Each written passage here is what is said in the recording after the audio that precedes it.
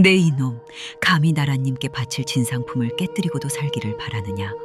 저놈의 주리를 당장 틀어라.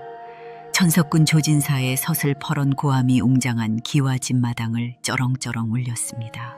살기 등등한 하인들이 굵직한 육각 몽둥이를 치켜들자 멍석 위에 무릎을 꿇고 있던 옹기쟁이 판석은 사시나무 떨듯 몸을 떨며 흙바닥에 머리를 짓지었습니다. 대감마님, 제발 살려주십시오. 제 손은 평생 흙만 만진 손이라 그릇 하나는 목숨처럼 다룹니다. 절대로 제 손에서 깨질 리가 없사옵니다. 억울합니다, 대감마님. 판석의 이마에서 흘러내린 선혈이 마당에 흙을 붉게 적셨지만 조진사의 눈동자에는 잡이라고는 눈꼽만큼도 찾아볼 수 없었습니다. 바닥에는 새파란 용문양이 선명한 청화백자가 산산조각이 나 흩어져 있었습니다.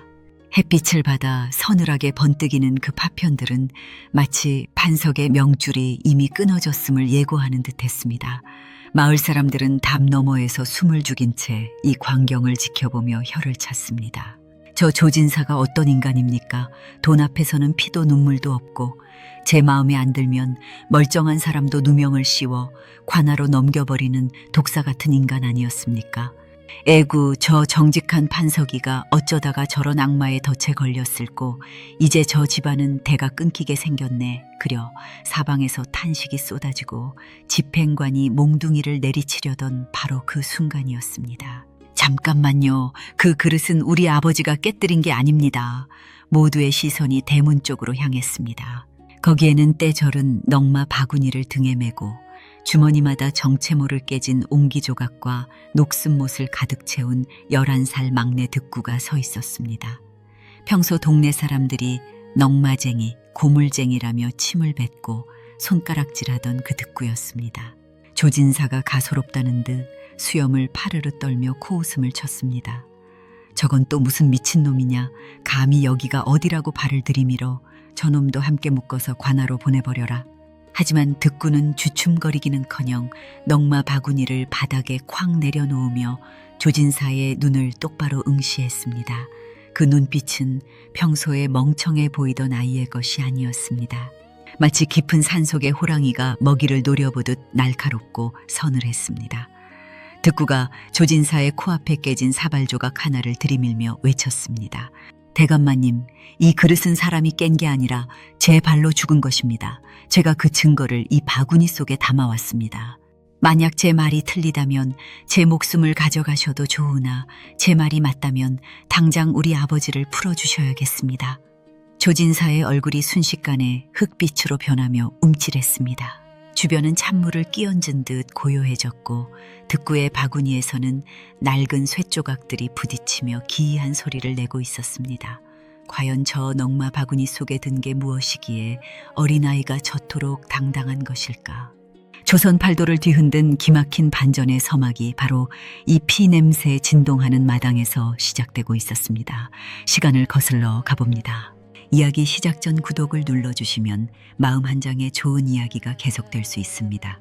이 기막힌 소동이 벌어지기 전 득군의 집안은 그저 장터 끝자락에서 옹기를 구우며 하루 벌어 하루 먹고 사는 고단한 집안이었습니다. 아버지 판석은 평생을 흙과 씨름해온 옹기장인이었습니다. 그의 손은 늘 지늘기 마를 날이 없었고 손가락 마디마디는 가뭄에 논바닥 갈라지듯 깊게 패어 있었습니다. 조선 후기 옹기 굽는 일이라는 것이 어디 보통 고된 일입니까? 질 좋은 흙을 찾아 산을 헤매고 그 흙을 가져다 수천 번을 밟아 공기를 빼고 다시 물레 위에 올려 모양을 잡는 과정 하나하나가 뼈를 깎는 정성이 필요했습니다. 판석은 비가 오나 눈이 오나 그 가마태어 앞을 지키며 자식들 입에 풀칠이라도 하려 허리가 휘도록 일했습니다. 그에게는 세 아들이 있었습니다. 첫째와 둘째는 아버지를 도와 장작을 패고 옹기를 날랐지만 막내 득구만은 달랐습니다. 득구는 11살이 되도록 글공부에는 담을 쌓았고 그렇다고 아버지의 옹기 일을 배우려 들지도 않았습니다. 대신 아이가 집착하는 것은 따로 있었습니다. 득구야, 또 어디 가느냐. 저놈의 자식이 오늘도 넝마 바구니를 메었네. 동네 사람들의 비웃음 섞인 목소리가 장터에 울려 퍼집니다. 득구는 어깨에 커다란 넝마 바구니를 메고 땅바닥만 보며 장터를 누비고 다녔습니다. 남들이 버린 깨진 옹기조각, 녹슨 낫자락, 길가에 굴러다니는 구멍난 놋그릇 같은 것들이 득구에게는 세상 무엇보다 귀한 보물이었습니다. 아이고, 판석이네 막내는 전생에 무슨 원수를 졌길래 저 모양 읽고 멀쩡한 애가 왜 쓰레기를 주우러 다녀. 글쎄 말이네 저러니 동네 바보 소리를 듣지 쯧쯧 아비속이 얼마나 타들어가겠어. 사람들의 수군거림은 판석의 가슴에 대못을 박았습니다. 판석은 아들이 주워온 조각들을 마당 구석에 쌓아둘 때마다 분통을 터뜨렸습니다. 이놈아, 이 쓰레기가 밥을 먹여주냐, 옷을 입혀주냐, 장차 커서 무엇이 되려고 이 모양이야. 아버지가 벼락같이 호통을 쳐도 득구는 그저 허허 웃으며 주머니에서 깨진 사발 조각 하나를 꺼내 닦을 뿐이었습니다. 득구는 말수가 적었지만 한 번 입을 열면 기이한 소리를 했습니다. 아버지, 이 조각 좀 보세요. 이건 10년 전 남쪽 가마에서 구워진 녀석이에요. 흙 속에 조개 껍데기 가루가 섞여 있어서 햇빛을 받으면 바다 냄새가 나요. 이 그릇은 아주 귀한 집 잔치 때 쓰이다가 술 취한 하인의 실수로 떨어져 죽은 거예요. 판석은 기가 찼습니다. 죽은 그릇이 무슨 말을 한다고 저러는지 그저 아들이 정신이 나간 것이라 여겼습니다. 하지만 득구의 눈은 남들이 보지 못하는 것을 보고 있었습니다. 득구에게 세상은 완벽한 물건들의 집합이 아니라 깨지고 버려진 조각들이 모여 이루는 거대한 이야기책과 같았습니다. 득구는 밤마다 방 안에서 자기가 모은 조각들을 어루만지며 잠이 들었습니다. 깨진 단면의 거칠기, 흙의 밀도, 유약이 흘러내린 모양새. 득구는 그 작은 조각 하나에서 그릇을 만든 장인의 마음과 그릇을 쓴 사람의 사연을 읽어냈습니다. 남들에겐 한낱 쓰레기였으나 득구에게는 그것이 세상을 배우는 글자였고 학문이었습니다. 하지만 가난한 옹기쟁이의 집안에 평화는 오래가지 않았습니다. 마을의 절대 권력자이자 탐욕의 상징인 조진사가 판석의 정직함을 이용해 검은 마술을 뻗치기 시작한 것입니다. 대기만성이라 하였거늘 세상 사람들의 눈에 득구는 그저 덜 떨어진 넝마쟁이에 불과했습니다. 그러나 훗날 이 아이가 주워 모은 쓰레기들이 아버지를 죽음의 문턱에서 끌어올릴 유일한 구명줄이 될 줄이야 그 누가 상상이나 했겠습니까? 장터 구석 흙먼지 날리는 옹기막 앞에는 오늘도 득구가 땅을 기어다니며 무언가를 찾고 있었습니다. 그리고 그 모습을 멀리서 지켜보던 조진사의 하인 하나가 비열한 미소를 지으며 다가오고 있었습니다. 불행의 그림자가 판석의 가마터 위로 길게 드리워지기 시작한 순간이었습니다. 하늘도 무심하시지 평생을 흙과 가마 앞에서 정직하게 살아온 판석에게 마른 하늘의 날벼락 같은 일이 벌어지고야 말았습니다. 마을의 대지주의자 소문난 골동품 수집광인 조진사가 판석을 자신의 저택으로 불러들인 것입니다. 조진사는 본래 탐욕이 끝이 없고 권력자들에게 아부하여 제 배를 채우는데 혈안이 된 인물이었습니다. 그날 조진사는 비단 보자기에 소중히 쌓인 항아리 하나를 내놓았습니다. 그것은 푸른 용이 구름 사이를 뚫고 승천하는 문양이 그려진 눈이 부시도록 하얀 청화백자 용문의 항아리였습니다.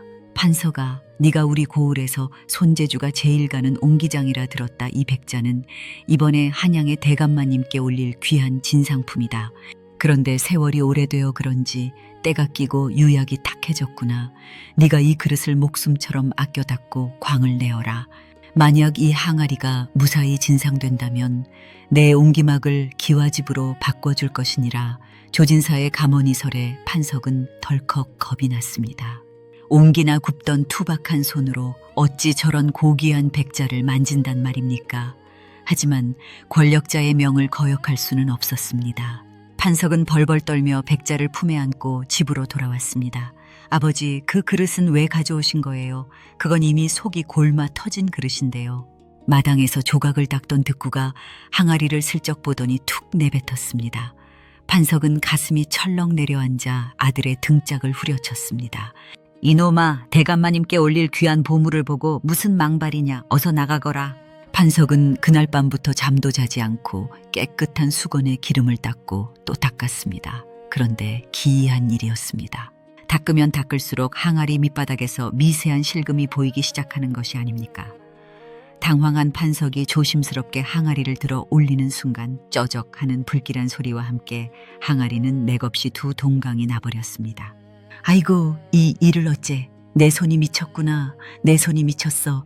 판석이 비명을 지르며 주저앉았을 때 기다렸다는 듯 조진사의 하인들이 들이닥쳤습니다. 마치 한가리가 깨질 시간을 미리 알고 있었던 것처럼 말입니다. 이놈 판서가 나라님께 바칠 진상품을 파손하다니 이는 대역죄로다. 당장 저놈을 포박하라. 이것은 처음부터 조진사가 판석의 옹기막 부지를 뺏기 위해 설계한 덫이었습니다. 그 백자는 본래 조진사가 보관을 잘못해 금이 가 있던 불량품이었고 그 책임을 판석에게 덮어씌워 보상금 대신 그의 가마터와 땅을 통째로 집어삼키려는 속셈이었던 것입니다. 순식간에 판석은 관하로 끌려갔고 득군의 집 앞마당에는 조진사의 하인들이 들이닥쳐 가마를 부수고 옹기들을 닥치는 대로 깨부수기 시작했습니다. 형들은 울부짖으며 매달렸지만 무자비한 매질만 돌아왔습니다. 이게 다 저 바보 득구 때문이야. 저놈이 재수없는 소리를 해서 아버지가 화를 당했어. 둘째 형이 득구를 밀치며 통곡했습니다. 득구는 깨진 옹기 무덤 속에 처박혔습니다. 날카로운 파편이 득구의 뺨을 스쳐 피가 흘렀지만 득구는 울지 않았습니다. 대신 득구는 바닥에 떨어진 청화백자 파편 하나를 조용히 집어들었습니다. 아버지가 깬 게 아니야. 이 파편의 단면을 보니 이미 오래전에 공기가 들어가 변색되어 있어. 조진사, 이 교활한 인간이 우리 아버지를 죽이려 하는구나. 득구의 눈에 서늘한 분노의 불꽃이 일었습니다. 득구는 깨진 파편들을 하나하나 넝마 바구니에 담기 시작했습니다. 사람들이 쓰레기라 부르던 그 조각들이 이제 조진사의 목을 겨누는 섯을 퍼런 칼날로 변할 차례였습니다. 아버지를 살리고 가문의 명예를 되찾기 위해 장터의 넝마주의 득구가 생전 처음으로 진짜 보물을 찾아 길을 떠날 준비를 마쳤습니다. 가문이 풍비박산나고 아버지가 옥에 갇힌 그날 밤 득구는 평소보다 더 무거운 넝마 바구니를 어깨에 짊어졌습니다. 형들은 아버지를 구할 방도를 찾지 못한 채 방구석에서 서로를 원망하며 통곡하고 있었지만 득구는 말없이 집을 나섰습니다. 칠흑 같은 어둠이 내려앉은 밤 소년의 발걸음이 향한 곳은 마을의 높은 언덕 위에 자리 잡은 조진사의 저택 뒷담화였습니다. 고립무원이라더니 이제 저 아이 하나 남았구먼. 담 너머 들리는 산짐승의 울음소리가 득구의 마음을 긁어댔지만 득구는 멈추지 않았습니다. 득구가 찾으려 한 것은 아버지가 깼다는 그 백자의 진실이었습니다. 조진사처럼 치밀한 인간이라면 분명 원래 깨져 있었던 백자의 진짜 조각들을 어딘가에 숨겼거나 버렸을 것이기 때문입니다. 득구는 조진사 댁 뒷산의 쓰레기 구덩이를 뒤지기 시작했습니다. 악취가 코를 찔렀고 날카로운 사기 조각들이 득구의 손등을 핥히어 선혈이 낭자했습니다. 하지만 득구는 눈 하나 깜짝하지 않았습니다.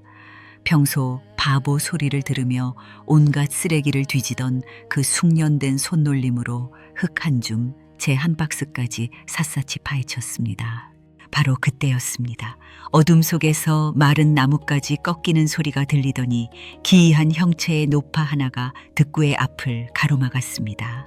눈은 감겨 있었으나 귀를 쫑긋 세운 채 지팡이를 짚고 서 있는 노파의 모습은 마치 산신령처럼 영험해 보였습니다. 이 밤중에 넝마 바구니를 메고 남의 집 쓰레기통을 뒤지는 아이는 누구냐. 소리만 들어도 그 한이 천지를 진동하는구나. 노파의 말에 득구가 멈춰서서 고개를 숙였습니다.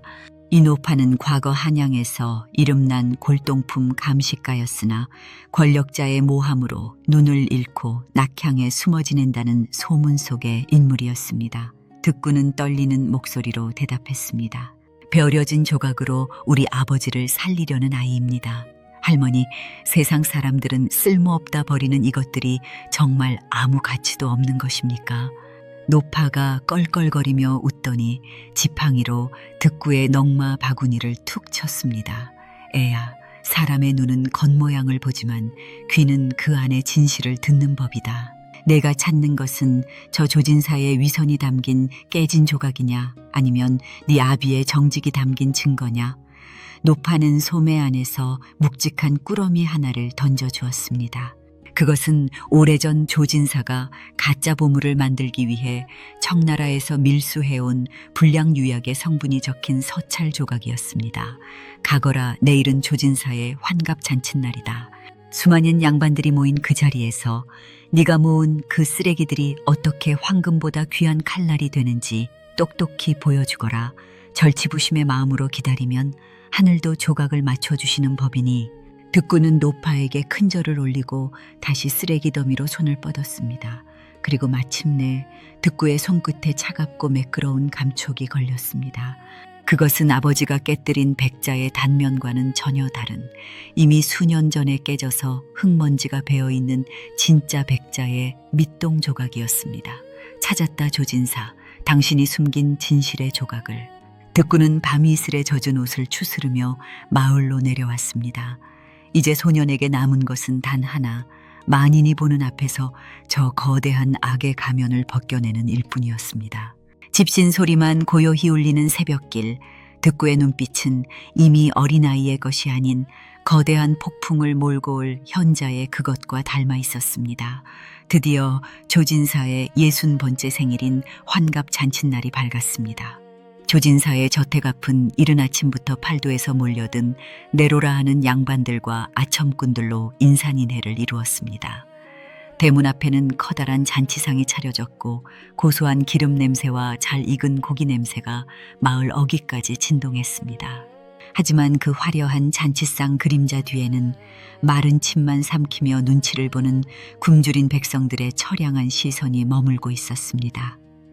마을 사람들이 수군거리는 사이 저택마당 한가운데서는 조진사가 기세등등하게 앉아 거드름을 피우고 있었습니다. 조진사는 오늘 이 자리를 통해 자신의 권세를 과시하고 한양 권력가에게 바칠 청화백자의 건재함을 보여줌으로써 판석의 땅을 완전히 가로챘음을 공식화하려 했습니다.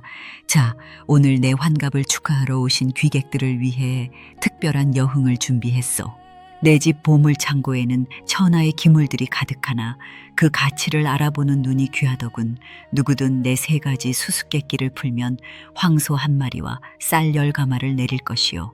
판석이처럼 내 보물을 능멸한 자가 있다면 이 자리에서 본때를 보여줄 것이요.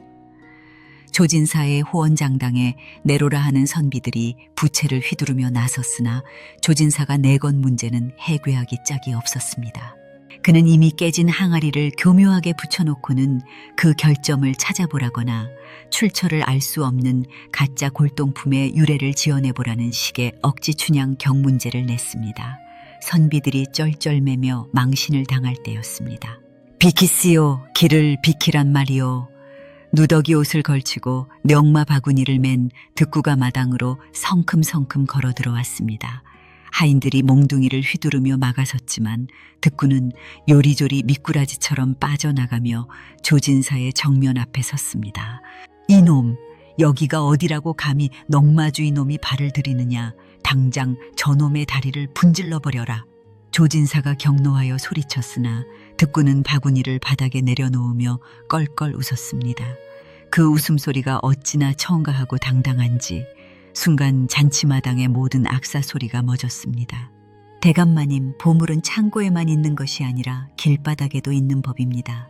학식 높으신 선비님들도 풀지 못하는 문제를 이 조각 줍는 바보가 한번 풀어보겠다는데 무엇이 두려워 막으시는 겁니까? 혹여 제가 주워온 이 쓰레기들이 대감님의 가짜 보물을 알아볼까봐 겁이라도 나시는 건 아니겠지요? 가짜라는 말에 조진사의 얼굴이 험악하게 일그러졌습니다. 주변 양반들이 술렁이기 시작했습니다. 조진사는 여기서 득구를 내쫓으면 정말로 자신이 구린 구석이 있다는 것을 인정하는 꼴이 될까봐 비열한 미소를 지으며 손짓했습니다. 좋다, 저 어린 놈이 제 무덤을 파는구나. 어디 한번 해보거라 하지만 한 문제라도 틀리면 내 놈의 아비와 함께 오늘로 이 세상 하직할 줄 알아라. 득구는 천천히 허리를 펴고 일어섰습니다. 넝마 바구니 속에서 쇳조각과 사기 조각들이 부딪히며 내는 소리는 마치 결전을 앞둔 장수의 갑옷소리처럼 비장했습니다. 마을 사람들은 숨을 죽였고 옥에 갇힌 판석을 생각하며 주먹을 꽉 쥐었습니다. 이제 소년 득구의 입에서 나올 한마디 한마디가 조진사의 견고한 성벽을 무너뜨릴 전공법의 시작이었습니다. 조진사는 비열한 미소를 지으며 하인들에게 눈짓했습니다. 그러자 하인들이 비단 보자기에 쌓인 커다란 항아리 하나를 조심스럽게 들고 나와 탁자 위에 올려놓았습니다. 그것은 햇빛을 받아 눈부시게 빛나는 우아한 곡선의 청자 항아리였습니다. 자, 첫 번째 문제다. 이 항아리는 내가 수천 냥을 주고 구한 고려 청자 명품이다. 그런데 이 항아리에는 전설적인 장인의 숨결이 담겨 있어 스스로 진실을 말한다고 하더군. 내 놈이 그렇게 잘난 넝마주의라면 이 항아리가 지금 나에게 무슨 말을 하고 있는지 맞춰보아라. 만약 허튼 소리를 한다면 그 주둥이를 당장 미싱질하듯 꿰매버릴 것이다. 조진사의 엄포에 구경하던 양반들이 낄낄거리며 비웃었습니다. 한가리가 말을 한다니 그것은 대답하는 자를 골탕 먹여 죽이려는 억지 중의 억지였습니다. 하지만 득구는 겁을 먹기는커녕 천천히 항아리 곁으로 다가갔습니다. 그리고는 보물이라며 애지중지하는 그 항아리에 귀를 바짝 갖다 댔습니다. 마단계는 찬바람 소리 하나 들리지 않을 만큼 정적이 흘렀습니다. 득구는 감았던 눈을 뜨더니 주머니에서 넝마 조각 하나를 꺼내 항아리의 밑바닥을 툭툭 쳤습니다. 탁탁 하는 둔탁한 소리가 마당에 울려 퍼졌습니다. 대감마님 항아리가 울며 말하고 있습니다. 자기는 고려의 장인이 만든 고귀한 몸이 아니라 엊그제 가마태어 뒤쪽 쓰레기 구덩이에서 조진사댁 하인이 주워온 가짜라고 말입니다. 그리고 제 몸에 칠해진 유약은 귀한 옷가루가 아니라 비린내 나는 민물고기 껍질을 삶아 바른 눈속임이라며 억울해하고 있습니다. 조진사의 얼굴이 순식간에 불그락푸르락 변했습니다. 득구의 말은 정확했습니다. 그 항아리는 조진사가 자신의 안목을 과시하려 장터에서 헐값에 산 뒤 교묘하게 덧칠해 명품인 척 꾸며놓은 것이었습니다. 득구는 조각들을 만지며 익힌 감각으로 유약 아래 숨겨진 거친 흙의 숨소리를 단번에 읽어낸 것입니다. 이놈이 어디서 사수를 부리느냐. 좋다, 운 좋게 하나 맞췄다 치자. 그럼 두 번째 문제를 내마. 조진사는 당황한 기색을 감추려 서둘러 다음 상자를 열었습니다. 상자 안에는 아버지가 깨뜨렸다는 그 청화백자의 파편들이 담겨 있었습니다. 내 아비가 깨뜨린 이 백자 파편들이다. 이 조각들을 보고 이 백자가 깨지기 직전에 품고 있던 마지막 생각이 무엇이었는지 말해보아라. 이것마저 마친다면 내 특별히 내 놈의 안목을 인정해주마. 이것은 함정이었습니다.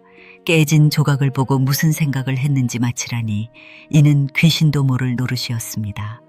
그러나 득구는 바구니에서 자신이 어젯밤 쓰레기 더미에서 찾아낸 진짜 백자의 밑동을 꺼냈습니다. 그리고 아버지가 깼다는 파편과 자신이 주워온 조각을 양손에 하나씩 들고 만인 앞에 높이 치켜들었습니다. 대감마님, 이 조각들이 하는 생각은 단 하나입니다. 바로 동병상련이지요. 여기 대감님이 내놓으신 조각은 엊그제 아버지가 깼다는 것이고 제 손에 든 이 조각은 대감님 댁 뒷산 쓰레기장에서 제가 주워온 진짜 보물의 밑동입니다. 그런데 이상하지 않습니까? 제가 주워온 조각에는 10년 묵은 흙대가 끼어 있는데 아버지가 깼다는 조각은 단면이 너무나도 새하얗고 매끄럽습니다. 마치 이미 깨져 있던 것을 오늘 아침에 갓 붙여놓은 것처럼 말입니다. 좌중이 술렁이기 시작했습니다. 눈 밝은 몇몇 선비들이 앞으로 나와 조각들을 살피더니 고개를 끄덕였습니다. 득구는 날카로운 일침을 가했습니다. 이 백자의 마지막 생각은 이것이었습니다. 나는 이미 3년 전에 대감님의 실수로 깨졌는데 왜 오늘 다시 태어나 불쌍한 옹기쟁이에게 누명을 씌우는 도구가 되어야 하는가? 대감마님, 조각은 거짓말을 하지 않습니다. 거짓말을 하는 것은 오직 사람의 탐욕뿐이지요. 조진사의 손이 사시나무 떨듯 떨렸습니다. 자신의 치부가 만천에 드러나는 순간이었습니다. 득구의 발견은 단순한 추리가 아니라 버려진 것들의 사연을 귀담아 들어온 소년만이 도달할 수 있는 진실의 조우였습니다. 이제 승부는 마지막 단 한 문제만을 남겨두고 있었습니다. 조진사의 얼굴은 이제 붉다 못해 검푸르게 죽어갔습니다. 수백 명의 하객이 지켜보는 가운데 일가의 넉마주의 어린아이에게 자신의 치부가 낱낱이 파헤쳐졌으니 그 수치심과 공포가 어떠했겠습니까? 하지만 조진사는 여기서 물러설 인간이 아니었습니다. 그는 마지막 발악을 하듯 옆에 서 있던 관아의 포교에게 눈짓을 보냈습니다. 이놈이 사수를 부려 내 명예를 더럽히는구나. 좋다. 내 놈이 그토록 조각의 이치를 잘 안다면 내 목숨을 걸고 마지막 문제를 내마 대신 내 놈도 목숨을 걸어야 할 것이다. 만약 이 문제를 마치지 못하면 네 아비의 목줄을 지금 당장 이 자리에서 끊을 것이야. 감히 천석군의 권위에 도전한 대가가 얼마나 무거운지 똑똑히 보여주마. 조진사가 품 안에서 작은 비단 주머니를 꺼냈습니다. 그 안에는 엄지손가락만 한 영롱한 빛을 내뿜는 붉은 보석 하나가 들어있었습니다. 조진사는 그 보석을 높이 쳐들고 사악하게 웃었습니다. 이것은 서역에서 건너온 화염석이라 불리는 보석이다. 천하에 단 하나뿐인 명물이지. 자, 묻겠다. 이 보석의 진짜 값어치는 얼마냐? 금 몇 냥, 은 몇 냥 하는 식의 시시한 대답은 필요 없다. 이 보석이 품고 있는 절대적인 가치를 숫자로 환산해 보아라. 만약 한 푼이라도 오차가 있다면 네 아비의 목숨은 내 것이 될 것이다. 마당은 다시 한번 얼음장 같은 정적에 휩싸였습니다. 보석의 값을 숫자로 맞히라니 이는 신이 아니고서야 불가능한 일이었습니다. 판석은 아들을 바라보며 울부짖었습니다. 듣구야, 도망가거라. 아비는 죽어도 좋으니 너라도 살아야지. 조진사, 이 악마 같은 인간아, 내 아들에게 무슨 짓이냐. 하지만 듣구는 물러서지 않았습니다.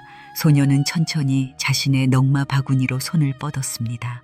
그리고는 그 안에서 어젯밤 쓰레기 더미에서 주워온 가장 지저분하고 날카로운 녹슨 대못 하나를 꺼냈습니다. 득구가 조진사에게 다가갔습니다. 대감마님, 이 보석의 값을 맞히기 위해 제가 잠시 이 보석을 만져봐도 되겠습니까? 조진사는 비웃으며 보석을 탁자 위에 놓았습니다. 득구는 녹슨 대못의 끝을 보석의 표면에 살며시 갖다 댔습니다. 그리고는 온 힘을 다해 보석을 긁어내리기 시작했습니다. 무슨 짓이냐? 조진사가 비명을 지르며 달려들려 했지만 득구는 이미 보석의 겉면을 깊숙이 파헤친 뒤였습니다. 그런데 놀라운 일이 벌어졌습니다. 영롱하게 빛나던 붉은 광채가 벗겨지자 그 안에서 나타난 것은 보석이 아니라 평범한 붉은 유리 조각이었습니다. 조진사가 사람들을 속이기 위해 겉에만 화려한 염료를 입힌 가짜였던 것입니다. 득구가 그 유리 조각을 바닥에 내팽개치며 외쳤습니다. 이 보석의 값은 영염푼입니다.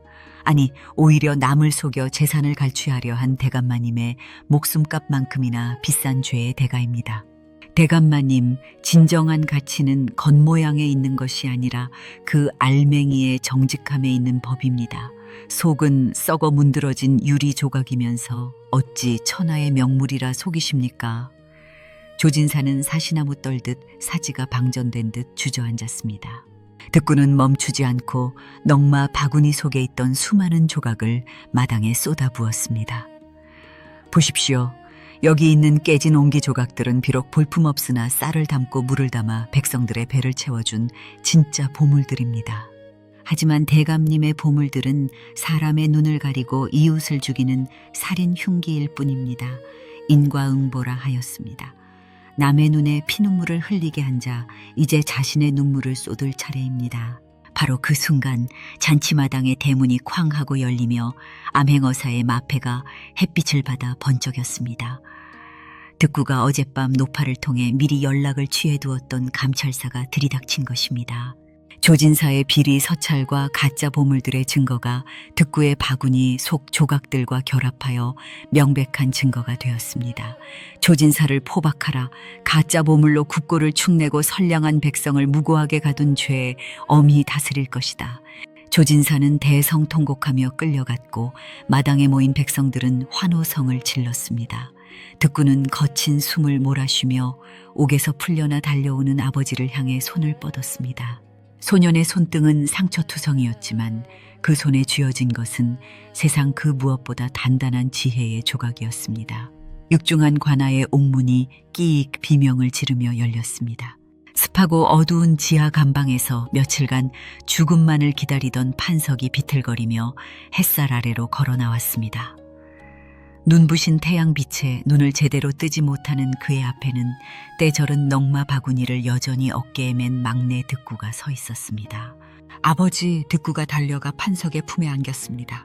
판석은 아들의 거친 손과 상처투성이인 얼굴을 보고는 그 자리에 털썩 주저앉아 오열했습니다. 형들도 달려와 동생과 아버지를 껴안고 통곡했습니다. 풍비박산 났던 가문이 다시 하나로 모이는 순간이었습니다. 득구야, 이 못난 아비를 용서해다오. 네가 그 쓰레기들을 주워 모을 때마다 나는 네가 미친 줄만 알았어. 내가 바보인 줄만 알고 가슴을 치며 한탄했는데 실은 내가 바보였다. 내 눈이 멀어. 네가 품은 그 깊은 지혜를 보지 못했구나. 판석은 아들의 손을 잡고 놓을 줄 몰랐습니다. 평생 흙만 만져서 굳은 살이 박인 아버지의 손과 버려진 조각을 줍느라 상처가 가시지 않은 아들의 손이 하나로 포개졌습니다. 그것은 세상 그 어떤 비단보다 귀하고 청화백자보다 단단한 부자간의 신의였습니다. 마을 사람들은 이제 득구를 보며 손가락질하지 않았습니다. 오히려 기를 터주며 고개를 숙였고 저마다 가져온 따뜻한 국밥과 새 옷을 내밀었습니다. 득구야, 우리가 정말 미안하다. 네가 주운 조각들이 우리 마을의 독사인 조진사를 잡아낼 줄이야 누가 알았겠느냐. 이제 보니 득구 저 아이는 넝마주의가 아니라 세상의 구분기를 폈는 현자였구먼. 사람들의 칭송을 뒤로하고 가족은 부서진 옹기막으로 돌아왔습니다. 조진사의 하인들이 닥치는 대로 부수어 놓은 가마태어는 폐허와 같았습니다. 깨진 옹기 조각들이 마당에 가득했습니다. 하지만 예전처럼 판석은 절망하지 않았습니다. 그는 득구의 넝마 바구니를 가져와 마당 한복판에 조심스럽게 내려놓았습니다. 득구야, 이제 이 조각들을 함께 치우자꾸나. 그리고 다시 흙을 이겨보자. 내가 준 그 진실의 조각들로 우리 집 가마를 다시 짚어보자꾸나. 득구는 환하게 웃으며 고개를 끄덕였습니다. 지독했던 가뭄 뒤에 단비가 내리듯 득군의 집마당에는 다시 옹기를 빚는 물레 소리가 경쾌하게 울려 퍼지기 시작했습니다. 조진사는 관아로 압송되어 가산이 몰수되었고 그가 백성들에게서 빼앗았던 땅과 곡식은 다시 주인의 품으로 돌아갔습니다. 긴박했던 추적과 목숨을 건 대결이 끝나고 소녀는 다시 일상으로 돌아왔습니다. 하지만 그것은 이전과는 전혀 다른 일상이었습니다. 아버지는 이제 옹기를 빚을 때마다 막내에게 흙의 소리를 묻곤 했습니다. 그리고 득구는 여전히 길가에 버려진 조각 하나를 소중히 닦으며 그 안에 깃든 세상의 숨은 이야기를 귀 기울여 듣고 있었습니다. 그로부터 수년의 세월이 흘렀습니다. 장터 끝자락 먼지만 날리던 판석의 옹기막은 이제 팔도에서 모여든 사람들로 북적이는 이름난 명소가 되었습니다. 하지만 그곳은 단순히 질 좋은 옹기를 파는 곳만은 아니었습니다. 사람들은 그곳을 지혜의 가마테오라 불렀습니다. 조진사의 몰락은 마을에 큰 변화를 가져왔습니다. 그가 부정하게 모았던 곡간이 열리자 마른 논바닥 같던 백성들의 삶에도 모처럼 기름기가 돌기 시작했습니다. 탐욕으로 세워진 성벽은 무너졌으나 정직한 흙으로 빚은 옹기들은 비바람을 견디며 더욱 단단해졌습니다. 이제 16의 늠름한 청년이 된 득구는 더 이상 넝마 바구니를 메고 땅바닥을 기어다니지 않았습니다. 대신 그는 아버지가 빚은 옹기들 사이를 거닐며 굽기 전의 흙냄새만으로도 그릇의 운명을 알아맞히는 최고의 감식가가 되었습니다. 사람들은 귀한 보물을 구하면 관아로 가기 전 먼저 득구를 찾아와 그 진심을 물었습니다. 득구야, 오늘은 한양에서 큰 상단이 내려와 내 안목을 빌리고 싶어 하는구나. 판석의 목소리에는 이제 자식을 향한 무한한 신뢰와 자부심이 가득했습니다. 판석은 더 이상 아들을 바보라 부르지 않았고 남과 다른 아들의 시선을 세상에서 가장 귀한 천부의 재능으로 여겼습니다.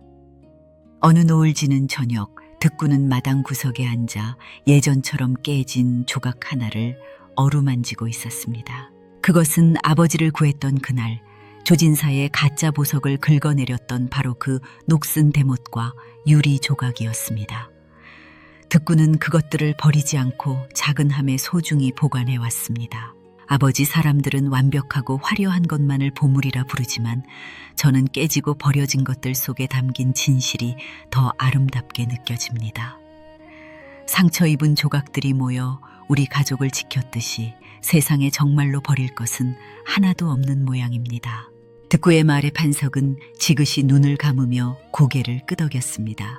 권선징각이라 하였습니다. 악한 마음으로 빚은 금은보화는 결국 유리가 되어 바스라졌으나 선한 의지로 모은 쓰레기 조각들은 황금보다 값진 방패가 되어 돌아온 것입니다. 마을 어귀에는 득구에게 길을 일러주었던 그 눈먼 노파의 이야기가 전설처럼 전해 내려왔습니다. 사람들은 그 노파가 실은 세상의 모든 진실을 듣는 귀를 가진 신령이었다고도 하고 혹은 득구 자신의 내면이 만들어낸 지혜의 목소리였다고도 했습니다. 무엇이 진실이든 득구는 그날 이후로 겉모양에 속지 않는 법을 온 마을 사람들에게 가르쳐 주었습니다. 대기만성이라 큰 그릇은 늦게 만들어지는 법입니다. 비록 남들보다 조금 늦게 말문을 트고 남들이 보지 않는 쓰레기 더미를 뒤지던 아이였지만 득구는 결국 세상 그 무엇보다 크고 단단한 마음의 그릇을 빚어냈습니다. 오늘도 옹기막가마에서는 하얀 연기가 구름처럼 피어오릅니다. 그 연기는 하늘로 올라가 정직하게 땀 흘려 일하는 이들에게는 축복의 비가 되고 남을 속여 배를 채우려는 이들에게는 엄한 경고의 천둥이 되어 내릴 것입니다. 깨진 조각 속에서 보물을 찾아낸 소년의 이야기는 그렇게 대를 이어 전해지며 우리에게 소중한 진리를 일깨워주고 있습니다. 진짜 보물은 화려한 비단 주머니 속이 아니라 당신 곁에 있는 투박한 사람의 손등과 그 마음의 조각 속에 있다는 것을 말입니다.